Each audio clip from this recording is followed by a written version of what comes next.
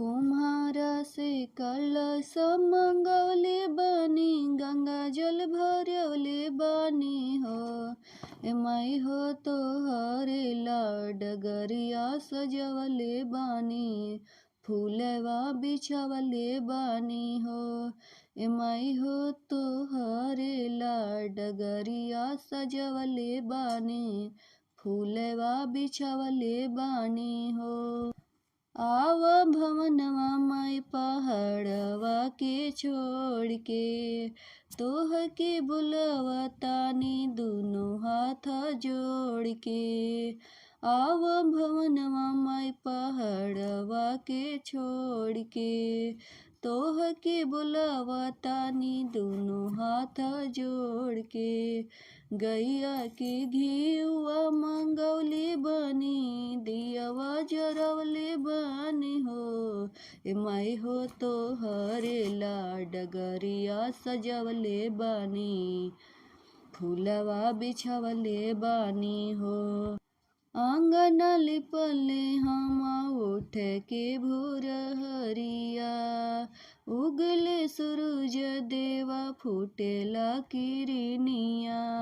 आंगन लिपले हम उठ के भोर हरिया, उगले सूरज देवा फूटेला किरनिया।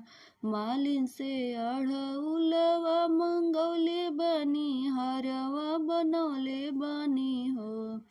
एमाई हो तो हरे ला डगरिया सजवले बानी, फूलवा बिछवले बानी हो। एमाई हो तो हरे ला डगरिया सजवले बानी, फूलवा बिछवले बानी हो। सातो बहिनी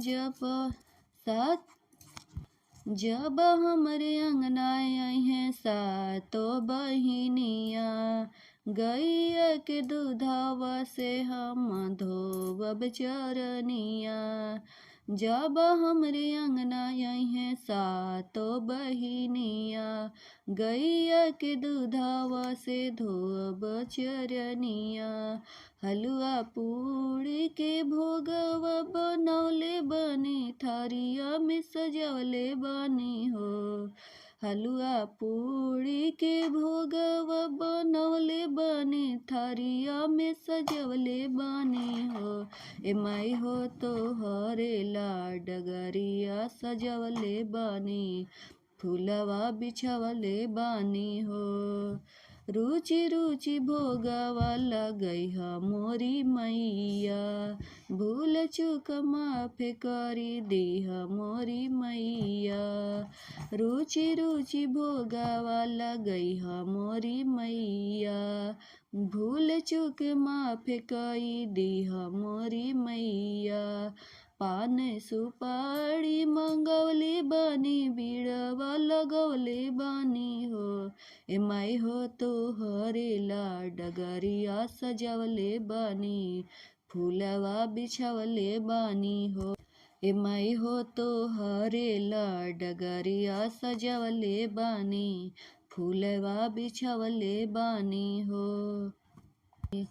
अपन बलकवा पदया करिहा माई, सुख बरसाई मैया दुखवा मिटाई। अपने भगतवा पदया करिहा माई, सुख बरसैहा मैया दुखवा मिटाई। सब भक्त लोग के बोलवले बानी, कीर्तन रखवले बानी हो। एमाई हो तो हरे ला डगरिया सजवले बानी, फूलवा बिछवले बानी हो। एमाई हो तो हरे ला डगरिया सजवले बानी, फूलवा बिछवले बानी हो। कुम्हारा से कलश मंगवले बानी, गंगा जल भरवले बानी हो। एमाई हो तो हरे ला डगरिया सजवले बानी, फूलवा बिछवले बानी हो।